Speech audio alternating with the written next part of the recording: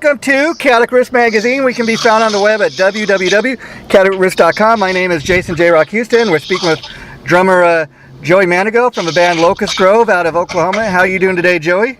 I'm doing good, man. How are you? Yeah, I'm doing great. And, I got to be honest, Joey, I knew nothing about your band until your publicist sent me the press release on the band, and I'm really digging the new single and video we're going to be talking about today, which is for Battle of the Locust. Talk a little bit about the video, because I tell you, just a great full-blown on metal song. I think anybody who's into metal is going to love this. Heck yeah, man. That was, it's funny because that song is a lot of the songs on this record are kind of old. They just gone through certain revisions and stuff like that. But I remember getting sent the initial demo to Battle of Locust when I first heard it, probably back in 2019. And, throughout all the songs on this record, we always try to maintain and keep the heavier side of rock and the heavier side of music, because that's what we're all about. And I just remember hearing the demo version of Battle of Locust for the first time and immediately said that needs to be on the album. It was just a keeper from the start, Yeah, and like I said, no doubt you guys are a metal band. Talk a little bit about, I always love to ask people the story behind the band's name, Locust Grove. That's kind of really different, but it's really fitting too, I think. So, yeah, the name Locust Grove, man, funny enough, came out of an Oklahoma history book. Oh, wow. So there was a battle, obviously way back in the day, it was called the Battle of Locust Grove. Oh, wow. And our guitar player, Zane, was in another former band called Untitled, and they were going to name their second record the Battle of Locust Grove. And so when Untitled disbanded, he was out to form a new band, and he was like, well, man, I've always kind of stuck with that title, Battle of Locust. There's just a certain ring to it. Yeah. And so when we finally all conjured together and, for sure knew we were going to do this thing, obviously the first step is, coming up with a band name, and everyone was just, when we heard Locust Grove, there was some uniqueness to it. Yeah. But the perfect thing about the name is that there's so many interpretations behind it, and people are like, oh, there's a town called Locust Grove, or there's this called, so it has very different meanings for very different people. But that name resonates, really well with us, just because Locust Grove is in Oklahoma, and that's where we're all from. So it kind of has like a root. Yeah, I dig that, being that it's kind of where you guys are from, and when I heard the name Locust, I immediately thought of there's a locust bug, and so I thought, oh, does that have anything to do with that? But I dig stuff like that, because not only you're kind of paying homage and tribute to your hometown, but the fans are kind of, who don't know what that is going to learn just because of your band. They're going to learn what Locust Grove is. How cool is that? Exactly. And talk about your drumming, Joey. I mean, who are some of the guys that influenced you growing up as far as, your favorite drummers? Oh, man.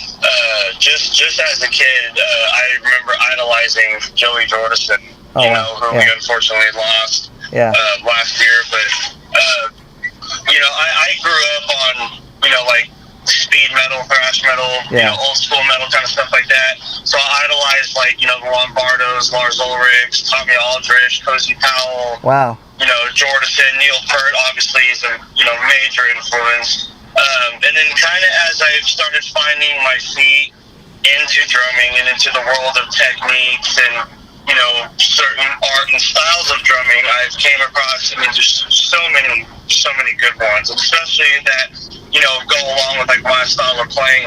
Here recently, I've been really getting into, John Fred Young of Black Sun Cherry. Oh, wow. Will Hunt, who plays with Evanescence. There's those kind of guys. Don't get me wrong, I love metal drumming, the speed and the technique, but here recently, as I've kind of started maturing into, drumming a lot more and, hearing other insights, there's nothing better than a simple, heavy rock drum groove, that makes the audience move, and there's some kind of power behind that I've always been really obsessed with, even as a kid when I was getting into the fast double bass kind of stuff. There was always a certain groove that fell behind it. Vinnie Paul, of course, was, an innovator in that. Oh, yeah, what I dig about that is, you have a wide range of influences, and while you have respect for the old school, you have respect for the current players as well. That's pretty cool. No, of course, man. I mean,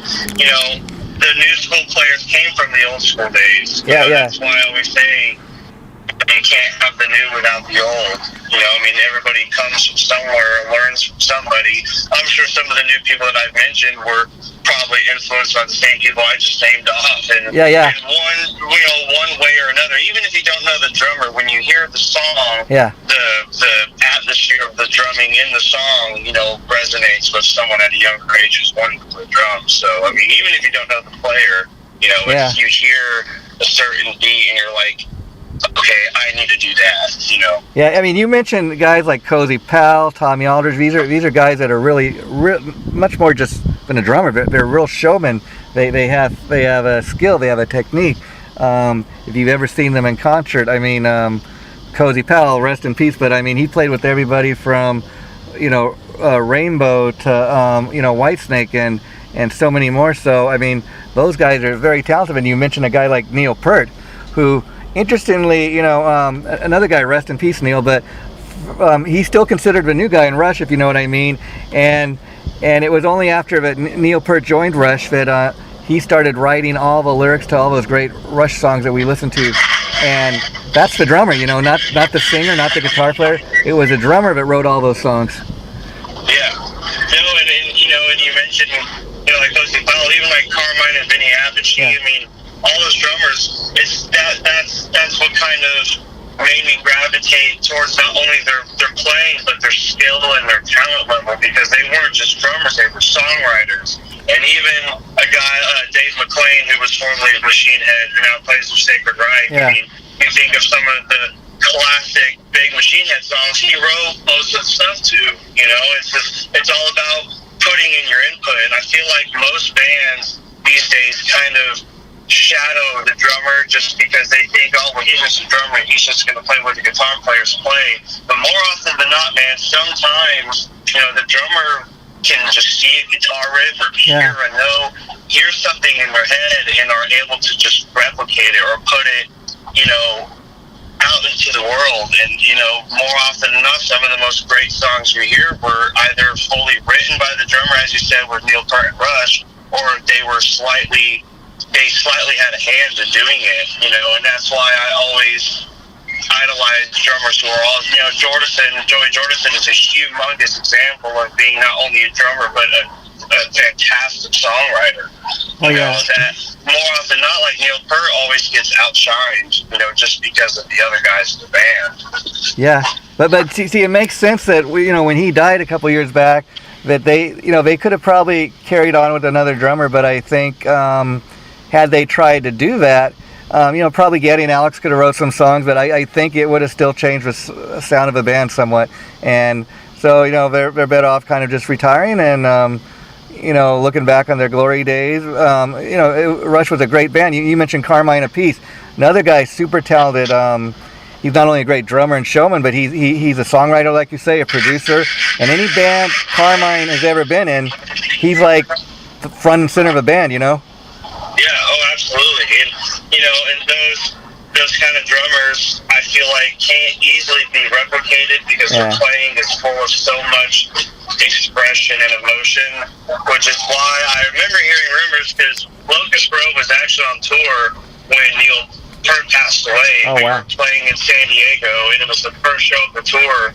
And I remember getting the call from my dad. We grew up listening to that kind of stuff, and I was gutted. And so many people were like, well, here's the top 5 drummers that could replace Neil Peart. It's like, it's not saying that people aren't as good as him. But he had a certain emotion and a feeling and an expression behind his playing. It's so, difficult to replicate. That's why when I see like drum covers and people playing other people's songs, sure, it's good, and they're playing all the parts right and they're killing it, but there's just something about that original person playing the original parts that just complete the band, And, like with people filling in and doing all that, sure, they're doing it justice, but that's why, like, bands that have all original members and are still going out and playing these songs, like, there's nothing else like it, man. Really. I mean, it'd be like AC/DC going out.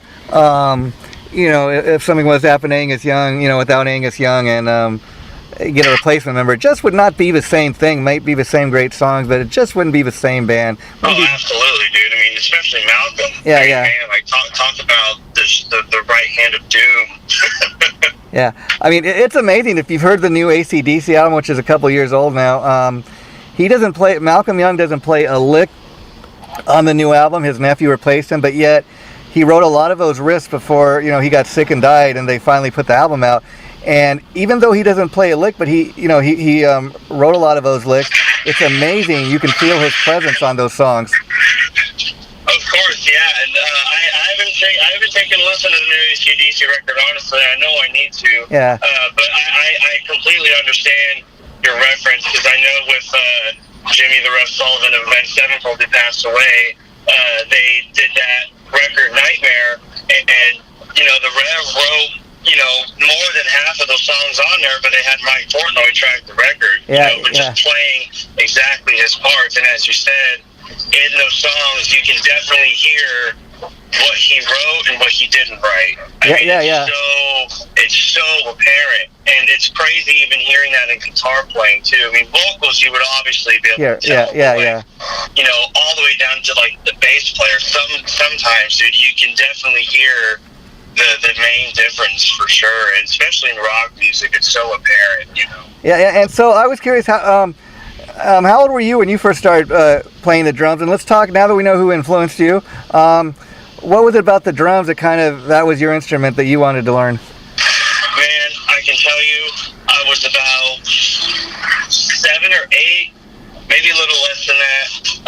I had first moved to Oklahoma, which is where I live now. Yeah. And and I had listened to rock and metal before that. My dad and my mom kind of raised me on that kind of music. But I remember going to, I think it was Hastings back in the day, which isn't around anymore, but it was like an entertainment store. You can get like records, games, books, it was like a jack of all trades kind of store. How cool, yeah. I went to Hastings, and me and my dad, and we got the Pantera DVD, and it wasn't like the watch and go, it was just like the music videos, yeah. And, some of the stuff. I remember watching Cowboys from Hell, the video, for the first time. Wow. And, again, I was probably 7 or 8 years old. Maybe I was a little younger. But I remember seeing Vinnie Paul play, and not only were the riffs so percussive to me, yeah, and so mesmerizing, but, hearing the groove that he was playing on that song and just the production of it and how loud it was captured me in a certain way, to where I was like, man, the guitar player, they're out in front, they're cool, they're out there and stuff, but the band is a nothing without a drummer. The drummer holds the entire show in the band in its hand, Yeah. And I remember listening to those early Pantera records even when I was a kid, and I mean, man, just every song, it was simple, rocking, and heavy, but it was so different and complex at the same time. It really made the songs its own special version, Yeah. And hearing and seeing that for the first time when I was, and again, I was listening to rock and metal and stuff before that with my parents, but, wow, getting to see firsthand, just if anyone has seen the music video to that song, and if you haven't, do yourself a favor. Nothing captures more of a rock show and an intense rock show at its rawest level than that video. And the drums in that whole album, and just that whole band, just really defined what that kind of genre of music was going for. Yeah, you really can't go wrong with Pantera, and it's kind of interesting that, not just because they were brothers, but Dime and Vinny were so interlocked with one another. They're very much like the Van Halens. They could almost predict what the other one was going to play before they ever played it, Right, yeah. Well, yeah, exactly. And that's why, a lot of the brother bands and stuff, yeah, like Van Halen and, Carmine and Vinny happen to be both playing drums, and very, there's nothing like that kind of bond, man, for real. Yeah. There's all this talk about maybe a Van Halen kind of tribute tour, and that would be cool if it's like a one-time deal, but to kind of think that you're going to go out there and try to replace Eddie, and get it back together, I just don't see that happening, think about all the times that people were trying to recruit Zach Wilde to do a Pantera reunion. Yeah. You know, like I'm sure if Phil and and Rex and Vinny and all them reconciled, like, you know, Zach would be more than down to do it. But, you know, again, it's one of those bands to where, like, no matter how good you are, how good you can play the parts, you know, the emotion is what made that band and that music so powerful and so innovative. Yeah, you know I mean, again, there's a certain emotion and expression involved with writing those kinds of songs. You know, and even just crafting the videos and even playing it live, you know, not just playing it on the record, even playing it live, there's a certain, you have to have a certain kind of creed to play those songs correctly and still capture the same attention that, you know, it got way back in the day when it was arising, you know. Pantera is one of those bands, as we sit here and think about it, you know, only really comes along once you know, a generation. I mean, there's a handful of those bands, you know, Van Halen, Sabbath, you know, maybe Led Zeppelin. And what's interesting, if you go back to the early days of Pantera, they almost started out as a glam band. If anybody was listening to that stuff, you know, you'd have no idea that they go on to become the heavy band they're known for today.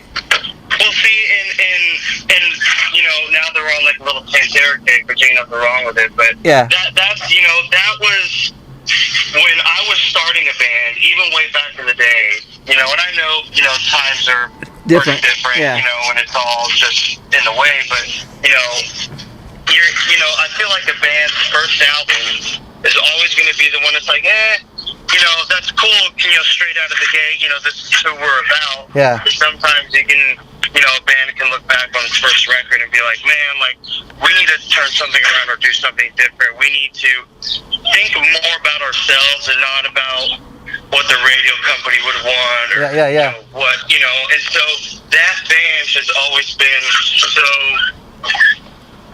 appealing to me in that way, that they had the attitude to where it's like, okay, you know, we were trying to get with the times and releasing the glam metal stuff and all that, but, you know, Vulgar, you know, Cowboys from Hell comes out, Vulgar Display of Power comes out, and now it's like, we don't give a shit.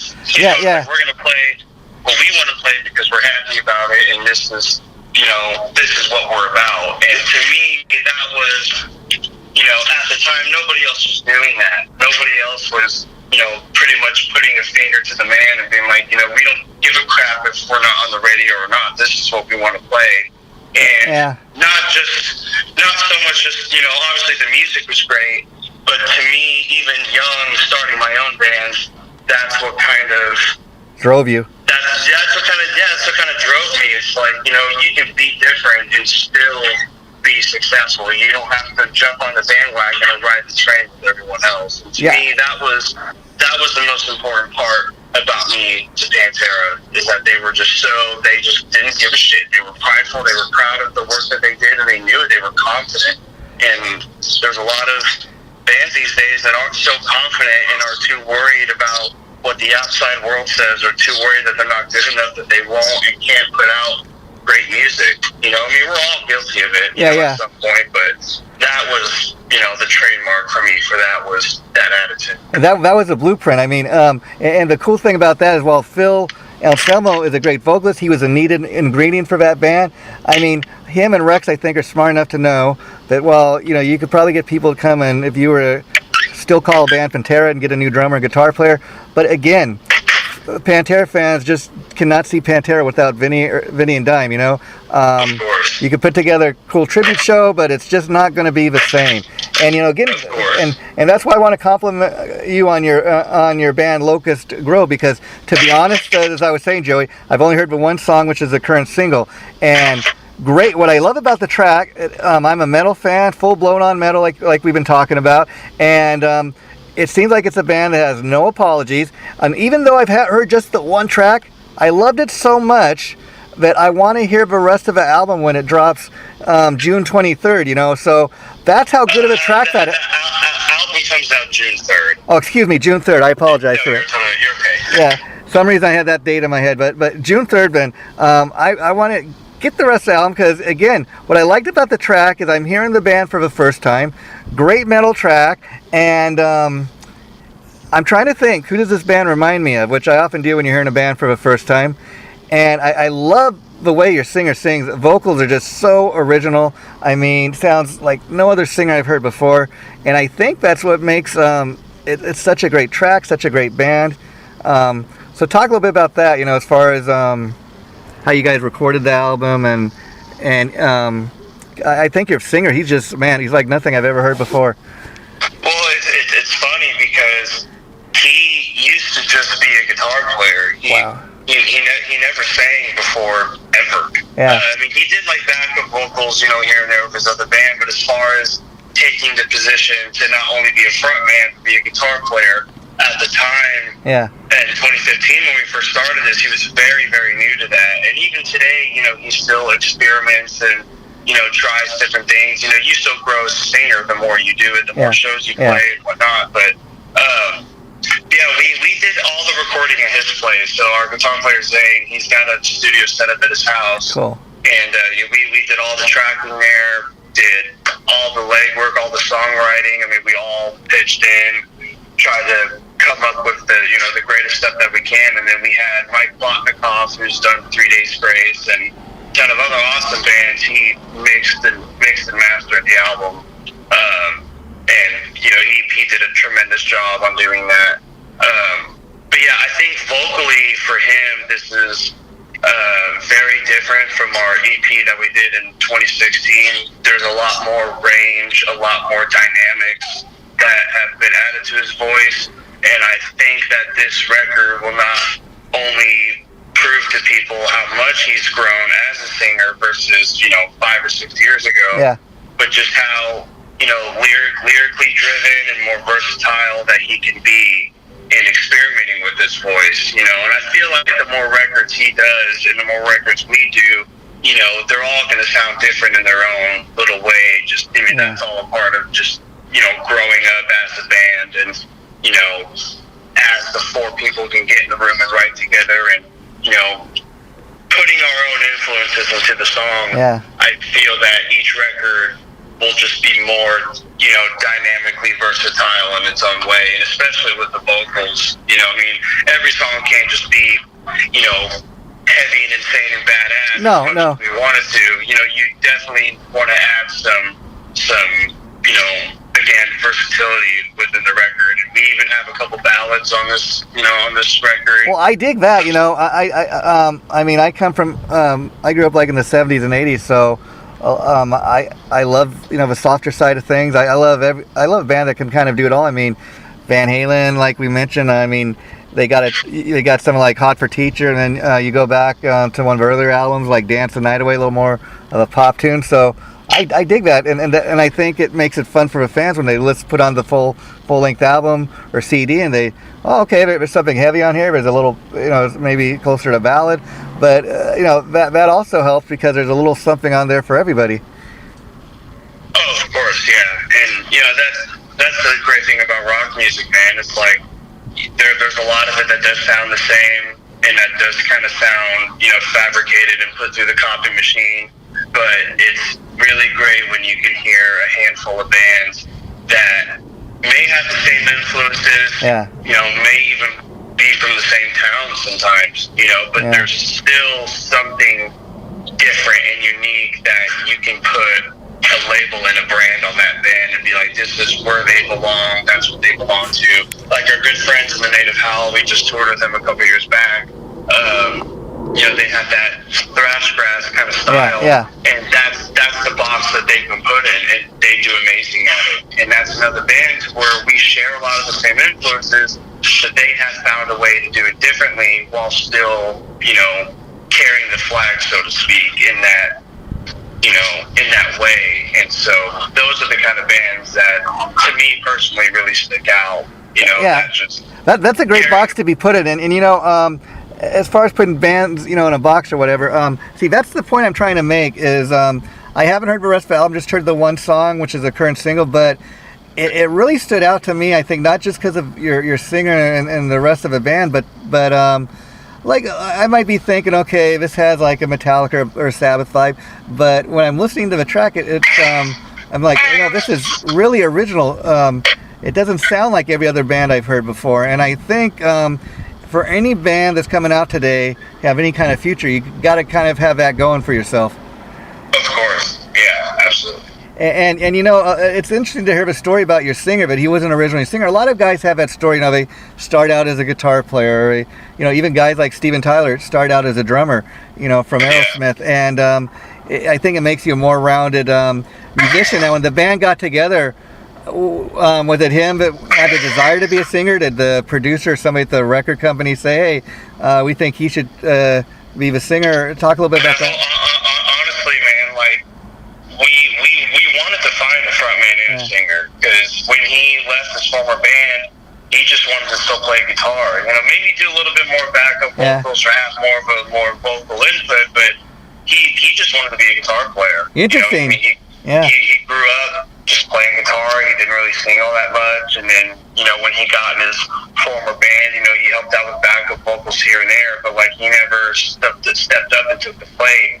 And he may not have even, you know, vocal duty. He may not even, since he didn't do much of it before, maybe he didn't even have a clue of that he had any talent as a singer, and that's what I love. Oh no, and what's I think we auditioned maybe 2 guys. Yeah. Or some guys just sent us videos of them singing, and like it's not that we didn't like them, but the music we were writing at the time, it was like that doesn't fit. You know, they can be great in other bands. Yeah. You know, they can do very well, but as far as with Locust Grove, it's like you know, it just wasn't up to par.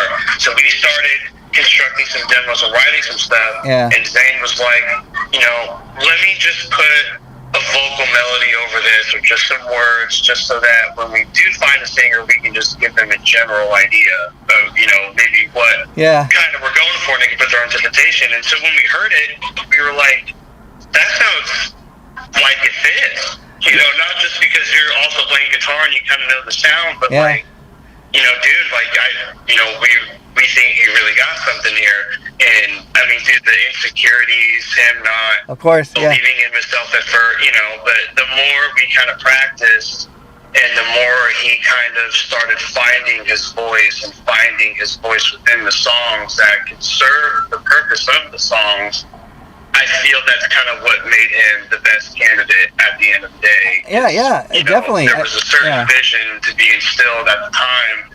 And I mean, dude, when we would rehearse, you know, sometimes he would back out in the middle of the song. Maybe he just couldn't hit the note, or he just ran out of breath. But, you know, it's all, you know, practice makes perfect at the end of the day, man. And plus, it's one more guy you have to, you know, one less guy you have to deal with. It's like, you got 4 people in the band. I mean, it's equal.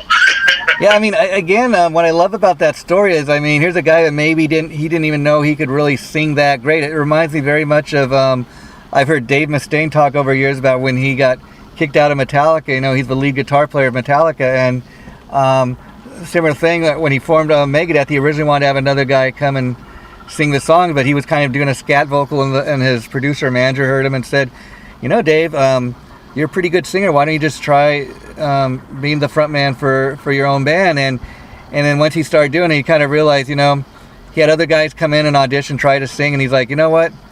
I realized I was more critical of other people coming in and trying to sing the songs that I wrote, because I hear my songs in my head the way I hear them, and so I'm more critical of other guys doing it. And so who knows, if Dave Mustaine never gotten kicked out of Metallica, he never would have known, you know, he was a singer.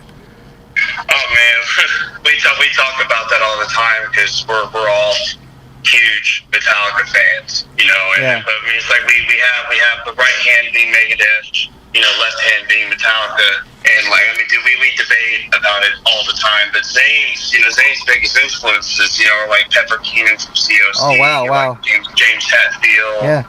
I mean, he, you know, obviously Phil from Pantera, but like guys who can execute playing guitar and singing just perfect. I think to him at first, before becoming a singer, it didn't appeal to him. He liked them, but he didn't see it the same way as he does now. But now that he's singing and playing guitar, there's just a whole other level of respect there, for sure. And even me, being a drummer, you know, I don't sing or play guitar, but like I see, you know, even going back to Geddy Lee or Rush, it's like doing the stuff that he does, it's like it's a whole other skill that I respect more so than my playing sometimes. You know, takes a whole nother muscle memory and remembering the lyrics, but also remembering the riff. I mean, there's so much that goes into it. And so even Zane doing it at the aggression that he plays and just the way that he plays, the way that he shows himself just as a singer and as a guitar player on stage, dude, I mean, that's very highly respectful to me. Yeah, and I know you're not, but could you imagine being like a singing drummer?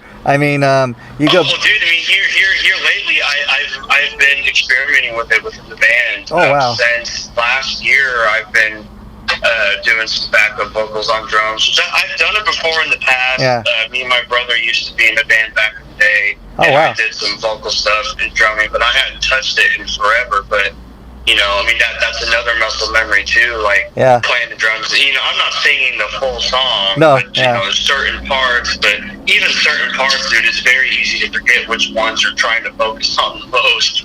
I would think as a drum, playing the drums is a real physical thing. So, you're trying to play your drums, and then even just to do the background vocals. That's why I was getting ready to ask them. I mean, you look at guys like Roger Taylor from Queen, or even Phil Collins from Genesis. These guys are great drummers, and they sing lead, and they're doing it all at the same time up on stage. I mean, it's amazing. I mean, you think of Gil Moore of Triumph, and Stuart Copeland. I mean, Phil Collins. Phil Collins is. I'm not a huge fan of his music, but I respect what he does musically. Like I said, I mean, I don't know if you follow his career at all, but I mean, he's drummed the hell out of his body. He's getting up there in age, and I think he's at the point where, I mean, luckily he's a lead singer. He can still sing, but I don't think he's able to play the drums anymore. I think he just played his last show. Yeah.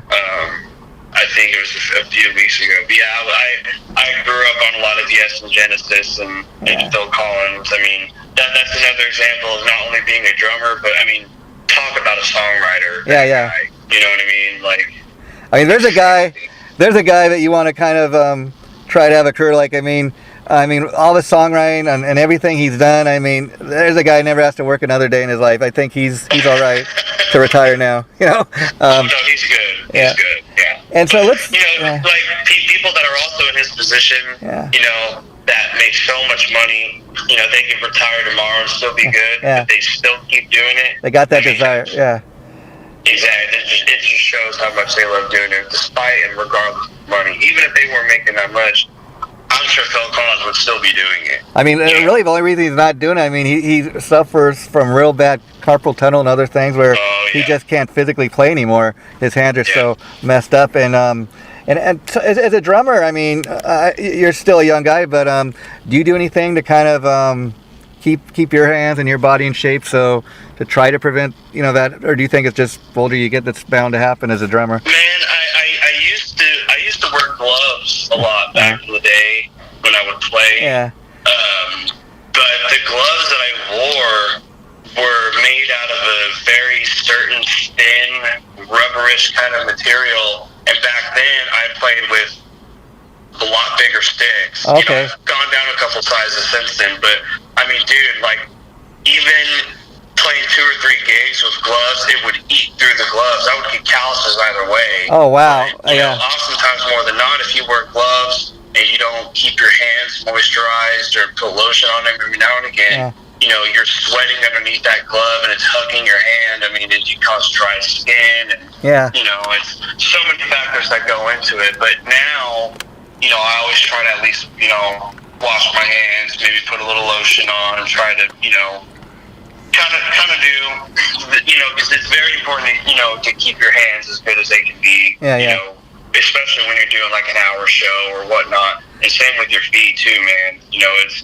oftentimes people don't really recognize or acknowledge what goes into playing, playing for 20 minutes or even longer on the music could still matter, but when you're playing for an hour and you're playing such, physical music and it's very energy driven and you have to perform in the middle of also trying to play.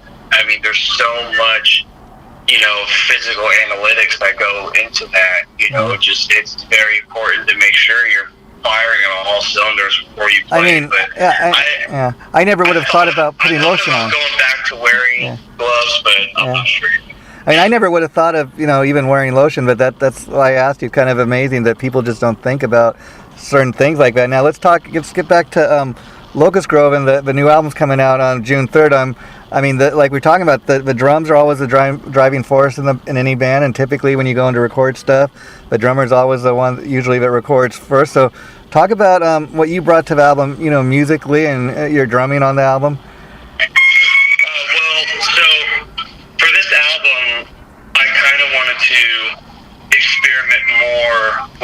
Technique and technicality, because on the Monster EP that we originally did, it was just more so about 4 on the floor, keeping it just simple and heavy, which don't get me wrong, I love. But again, as you grow as a musician and the more records you do, you definitely do want to experiment more with your ability to, create a badass song drum-wise. And so on this song, a whole lot, at the time that it was all recorded, I kind of came in with a fresh mind into it, being like, okay, forget about the 4 on the floor, just simple, heavy stadium rock. Not that we want to take that whole level of playing away, but, let's experiment more with how we can more so serve the purpose of the song. And so drum-wise, it's a lot more different than what I think a lot of our original fans would be used to, but I do feel that even with drums, guitar, and bass, that they still keep the same fundamentals as to what we have done in the past and what we're good at doing, but taking a little bit more of a better spin on it at the end of the day. So I know you said you recorded at your bandmate's home studio, but was everybody in the room, like when you're doing your drumming, is everybody in the studio together? Are you doing your... Always. Okay. Always. Yeah, so we didn't record it all at the same time. Yeah, I hear you. Live, which would be cool, but no, I think it's important, man, to have all of your band members be there when you're playing drums on the record that they're about to be. It's super important, and Zane is also a drummer. Zane. Oh, wow. While he was done playing guitar, he played drums for a couple bands, and he's done shows. He's recorded drums of his own, so he also, when me and him work together on drums, which I've done like 3 or 4 records with him as my producer, and other projects that I've been a part of, just because I feel that drum-wise, me and him connect a lot more, because we came from the same backgrounds, we listen to the same artists, we know what we want in certain parts of songs. I did like an indie rock, alternative rock record with him, and he knew exactly, if I was playing a part, he'd be like, hey man, try it this way. And, that's another thing. It's always good to keep an open mind when you're recording too, and again, especially with your producer also being a drummer, if they're like, hey man, do this role instead of this role, make it more this, obviously he knows what he's talking about. Oh yeah, that's what I was getting ready to say. I mean, as opposed to maybe working with a producer who's just got a great ear for things, but this guy's actually a drummer as well, so he knows what he's talking about. I think it makes him a more rounded musician, especially as a producer. You go in and you can kind of guide the drummer or guide the singer, because you've done both, and I think he's got an interesting perspective, and that a lot of people don't have, and that he's experienced playing the drums, as you said, so he knows what it's like to be in the back of a stage like you, and then being the front man, he knows what it's like being the front man of a band and all the responsibilities that come with that. So he's got a unique perspective there. Yeah, and it's great having a producer who's also a musician. It helps. There's a lot of producers out there who just know how to produce, only hear guitars and drums through a program on a computer, and don't really hear the live quality of it. So I think with LG, what makes the recording process special is that we're all very well-rounded musicians. Because I can play guitar, Zane can play drums, our other guitar player Darian can just play bass like no one's business. Our bass player can play guitar too, and so it helps when we record. It makes the magic and the chemistry so much more fulfilling. When everybody is like, we're having different opinions being flown around everywhere, and people are getting all these ideas. There's so much you can do in just one song. There's so many avenues you can go. And so, you know, I mean, recording this, that's what I felt. I mean, you know, like Dave Grohl, I mean, had a pretty successful career in Nirvana, but who knew the guy could sing or play guitar before Foo Fighters, you know? And I mean, there you go. I mean, you just never know. Have you ever had that desire to kind of come out from behind the drums and do something up front? Man, if I ever were to do that, I would love to fucking play bass. Wow. Man, like, it's it's funny because I get shit for all the time. Because I can play guitar, but I wouldn't consider myself as good as, you know, versus somebody who's playing obviously longer than me. But like, I love hearing and seeing somebody play the electric guitar. Yeah. But playing it drives me nuts because I know that I'm not fully there yet to make it just sound super clean and tight. Acoustic guitar I can play decently well, I would like to think, but and I love hearing and seeing somebody play electric guitar, but playing it myself is like, oh my god. But playing bass, I've played bass a few times. Yeah. And, I love watching people play bass. Like, it's, you know. And you think part of wanting to play the bass is the fact that you're a drummer and that's the other part of a rhythm section that you'd like to kind of see how the other half lives? Oh, definitely, yeah. I mean, even like the rhythm section in LG, me and Q, our bass player, we're very, very close and very tight with each other on stage. I mean, I would like to say that me and him on stage interact more than any members of the band, you know, just because he knows that the bass and the drums just have to live together, even live, you know. But yeah, I mean, low end's anything, man. I mean, there's nothing like hearing a good low end on a record, especially bass wise too. Yeah, kind of a perfect example of that is like the Queen song "Another One Bites the Dust." I mean, the bass line throughout that song that John Deacon plays, that's the main riff in that song. It's iconic. Yeah. It's iconic, you hear that riff before the vocal even hits, and you know the song already. Oh, it was No More Tears by Ozzy. Same thing. You hear that bass line, it's like, just no more tears. You know, I mean, dude, sometimes a bass player can make the whole, I mean, dude, Primus, they're only built on Claypool. You know. Geezer Butler, he's another one of my all-time favorite bass players. I mean, look at that song Nib. I mean, the bass riff in that song, that's the main riff, and a lot of people don't even realize that if you go back and listen to all those classic Ozzy Sabbath albums, it was Geezer that wrote all the lyrics, not Ozzy. Oh yeah. And that's another unsung hero of that time, and it's crazy. The more further you like listen to more music, and you even experiment on your listening, you're like, man, like, I didn't know he wrote that song. Yeah. So it's like I guess now it kind of makes sense, especially when you hear them doing interviews. You're like, okay, you definitely wrote War Pigs. Yeah. Like, without a doubt. And then it's interesting when you hear him talk about it that like a lot of those songs are based on like science fiction stuff.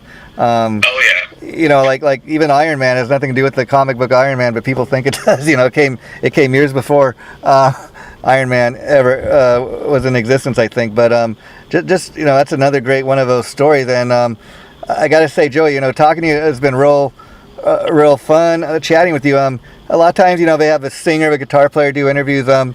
So how do you enjoy doing interviews like this? I love it, man.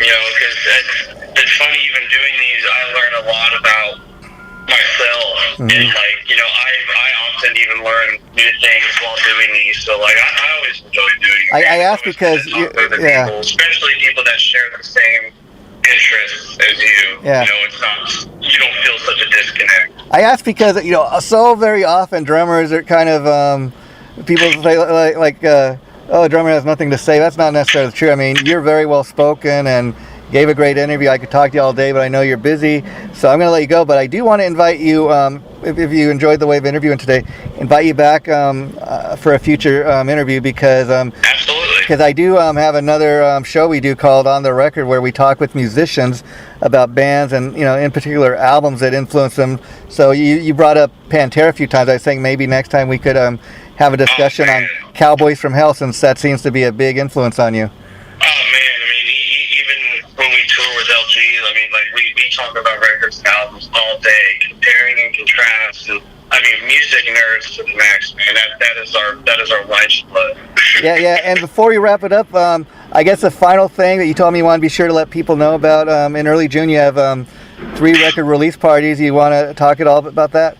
Yeah, so June 3rd, 4th, and 5th, we're doing some Oklahoma shows, some local shows commemorating the album release. Kicking off June 3rd in Oklahoma City, June 4th in Chickasha, Oklahoma, and then June 5th in Tulsa. And so tickets and everything more will be on our website, locustgrowband.com. You can go look at some stuff up there or in our link tree. Everything is online these days, so wherever you can look at stuff at, you'll find it, no matter where you go. And before we wrap it up, I just want to urge people to go check out the new video for the single Battle of the Locust. That's the title track, and the album, as you said, drops June 3rd. Urge people to go out and get that. I think this is definitely a band on the rise to be on the lookout for. And so, what's been the response to the current video? People loving it? Oh man, this was the one, because we had released another music video prior to this one. Yeah. This is the one that everybody, I feel like, even us, that we've just been kind of waiting to release, especially with the little kids playing as us, and it was shot in an arcade out in Yeah, I meant to ask about the little kids in the video. I mean, I think that's a cool aspect of the video. Talk real quick about that. Yeah, so it was an original idea that we had, and we had thrown around the idea at the time, but we've seen other bands do it, but not a lot. But we've seen other bands do it, and we're like, how would you even go about asking somebody, or like, how would you go about finding kids that even remotely look like you? It's like it was such a difficult place to start with it, but man, like, we hit up a few friends and spoke with their kids. We had all the kids meet up together before the video happened, and they were all playing with each other. I mean, yeah. Cool, and it was crazy. Our buddy Alan Morrison, a really good friend of ours, his kid played Zane, and it's like a kid with curly hair like Zane who picked up. It's like you couldn't find anybody of a better fit. I mean, you know what it reminded me of? You go back to like 1984, but reminded me of the Van Halen's "Hot for Teacher" video. Yeah, and so that's some pretty good. Do you think there'll be another music video down the line? Oh, absolutely. We have about 2 more. Okay, so that's something to look forward to. Yeah, we have about 2 more that we're going to be releasing in the near future once they all get wrapped up. Yeah, and since I don't know too much about the band, a 2-part question. This will be it. How many albums have you guys released to date? And when you start touring behind this, how is it going to be hard coming up with the set list as far as including new material versus old material in the set? Yeah, absolutely, because we're only doing the full albums, or the full album front to back on just these album release shows. Okay. But in the future, we won't do the full. We'll pick and choose, because there are some songs that are great songs, but live they're just like, okay, and even when we just rehearse in the room, they're like, yeah, we'll just play this song for the first 3 shows, and after that, we'll just never play it again. It'll just be an album song. But no, coming up the set list wouldn't be so bad, because we've only released an EP and then this full-length record. Oh, okay, okay. And so the EP only had 5 songs, and then this one has 12, and so... as far as the EP... we'll definitely pick and choose, for sure. As far as the EP and the new album coming out, is that going to be available just digitally? Can people get like physical copies when it comes out? Oh yeah. We actually just ordered the CDs for Battle of Locust, I think, last week. So by the time the album shows come around, we'll have a full jewel digipack with everything we need. We're also hopefully maybe trying to get some vinyls too, which would be cool. But, that would be cool. Gosh, that's a whole another can of worms. Yeah, we can maybe talk about that down the line. But Joey, thanks for doing the interview. I really enjoyed chatting with you, and like I said, we're going to do it again. I will. You and I will keep in touch, and I'll reach out to you and see when you got some free time down the line. Hell yeah, man! I'll always be around. I appreciate you having me on, man. Yeah, anytime. And the interview we did today, I'm planning to post it sometime within the next 2 weeks. I'll let your publicist Tom know when I get a concrete date. And Cool. Take care. Sounds good, man. Thank you. Bye-bye.